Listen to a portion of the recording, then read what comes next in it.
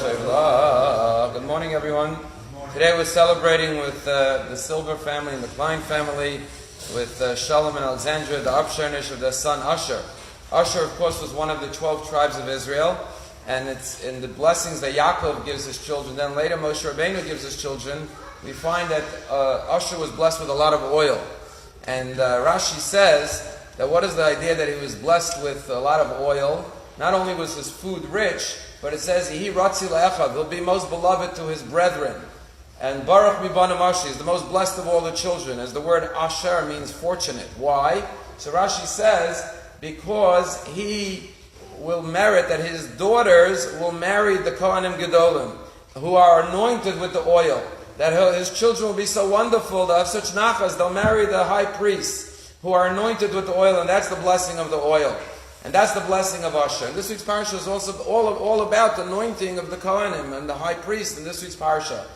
And the Torah says you should anoint Aaron's children like you anointed their father. And the question is, why does it have to say like you anointed their father? Isn't it obvious? And the answer is like this. A Kohen is a Kohen because his father was a Kohen. It's something that comes automatic.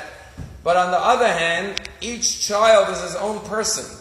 And therefore the blessing is just like when Aaron the high priest was anointed. It wasn't because his father was a high priest, because he was the first high priest. So too when you anointed children, it shouldn't only be because their father was the Kohen Gadol, but because he himself adopted this role. And that's why at the bris, we wish the child, may this little child become big. Rabbi Soloveitchik says, the moon is called the small light and the sun is called the big light.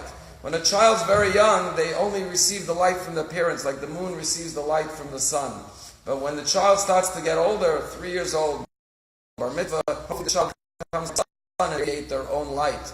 So every person receives from their parents, from their grandparents, the Masorah, the heritage, and they carry that on, but at the same time, they have their own inner light that they have to shine forth. And that's the responsibility of parents, to both teach them about their past, their heritage, to carry on their lineage, but at the same time to develop their own uniqueness, their own talents, their own blessings, because everyone is both like the moon and the sun. We receive the light from Hashem, from our ancestors, but at the same time we have our own unique inner light and our own potential that each child has to uncover.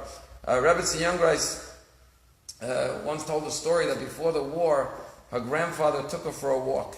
It was a freezing day in Hungary with snow 4 feet. And her grandfather said to Estela, walk behind me and I'll make a path for you.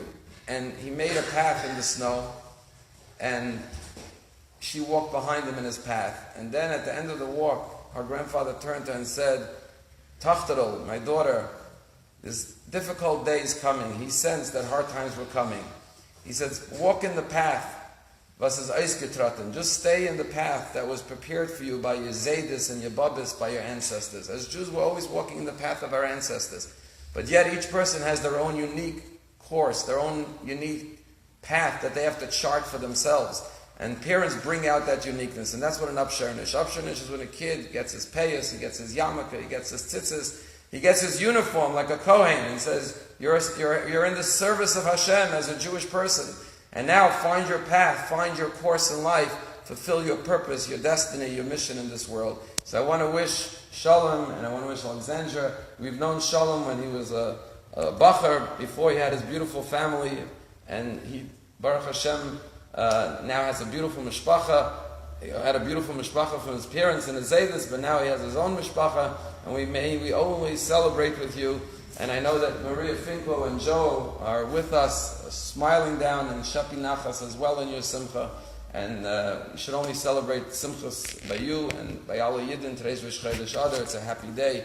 May this month be a joyous month for everyone.